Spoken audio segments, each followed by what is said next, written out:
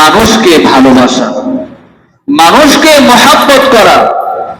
আল্লাহ তাআলা রাসূল বলেন, লা তাদখুলুল জান্নাতা হাত্তা তুমিনু ওয়া লা তুমিনু হাত্তা তাহাব্বু। আল্লাহ তাআলা রাসূল বলতেছেন, তোমরা মুমিন না হওয়া পর্যন্ত জান্নাতের ভিতরে প্রবেশ করতে পারবে না, আর ততক্ষণ পর্যন্ত তোমরা মুমিন হতে পারবে না যতক্ষণ পর্যন্ত না তোমরা পরস্পর একে অপরকে ভালো না বাসো। একজন আরেকজনকে যতক্ষণ পর্যন্ত ভালো না বাসতে পারবে ততক্ষণ পর্যন্ত তোমরা মুমিন হতে পারবে না। পরস্পরে ভালোবাসা, হৃদ্যতা, আন্তরিকতা, এটা হলো মুমিন হওয়ার একটা আলামত। এটা হলো মুমিনের একটা আলামত।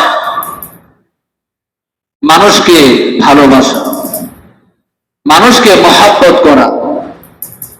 আমার সমাজে সে যাই হোক, সে হিন্দু হোক মুসলমান হোক, তাকে মহব্বত করা, ভালোবাসা, তার প্রতি ভালোবাসা রাখা, পরস্পরের ভিতরে মিল, মহব্বত, আন্তরিকতা রাখা, এটা হলো মুমিন হওয়ার একটা আলামত।